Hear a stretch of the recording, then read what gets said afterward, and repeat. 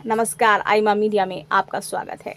भारतीय पैरा खिलाड़ियों का असाधारण जज्बा पेरिस पैरालंपिक में सर्वश्रेष्ठ प्रदर्शन के रूप में सामने आया है। इन खेलों में जहां स्थापित नाम उम्मीदवारों पर खरे उतरे, वहीं कई नए प्रतिभाशाली खिलाड़ियों ने अपने ही रिकॉर्ड तोड़ते हुए बड़े मंच पर अपनी जगह बनाई। भारत ने 7 स्वर्ण समेत 29 पदक जीते। 2016 के रियो पैरालंपिक में भारत ने केवल 4 पदक ही जीते थे। टोक्यो में 19 पदक जीते। इस बार तो टोक्यो को भी पीछे छोड़ दिया गया। ट्रैक एंड फील्ड में ही 17 पदक मिले। इस प्रदर्शन ने भारत को पैरालंपिक में नई ताकत के रूप में उभारा है। भारत के 84 संसदीय दल में शामिल उत्तर प्रदेश की प्रीति पाल ने ट्रैक स्पर्धा में पहली बार 2 पदक दिलाए। हरविंदर सिंह ने तीरंदाजी में गोल्ड मेडल जीता।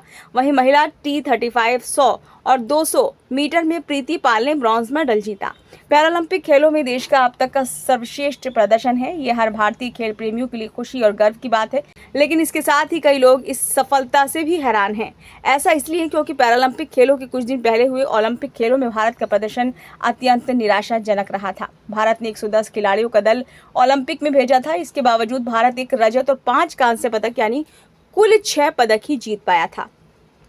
ऐसे में कई लोग हैरान हैं कि हमने ओलंपिक में के मुकाबले पैरालंपिक में बेहतर प्रदर्शन कैसे किया। हालांकि दोनों खेलों की तुलना नहीं की जा सकती है कि एक तरफ जहां ओलंपिक में किसी खिलाड़ी के शारीरिक स्तर पर परीक्षा होती है, वहीं पैरालंपिक में किसी खिलाड़ी के दृढ़ संकल्प और साहस की परीक्षा होती है। पैरालंपिक में ओलंपिक की तुलना में ज्यादा मेडल दिए जाते हैं और कम देश इसमें हिस्सा लेते हैं। पेरिस ओलंपिक में 204 टीमों ने कुल 32 खेलों में 329 स्वर्ण पदकों के लिए हिस्सा लिया, जबकि पैरालंपिक में 170 टीमें 22 खेलों में 549 स्वर्ण पदकों के लिए हिस्सा ले रही थीं। ऐसे में स्वाभाविक तौर पर पैरालंपिक में पदक जीतने की संभावना अधिक होती है और देश दोनों में यानी पैरालंपिक और ओलंपिक में हिस्सा लेते हैं।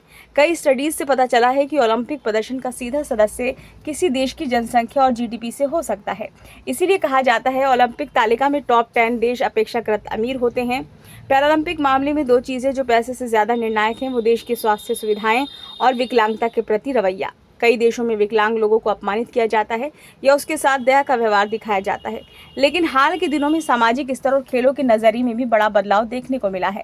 शारीरिक अक्षमताओं का सामना करने वाला खिलाड़ी इससे बाहर आकर अपनी आज़ाद पहचान बनाने का इच्छुक होता है और इसके लिए वे किसी हद तक भी जा सकता है।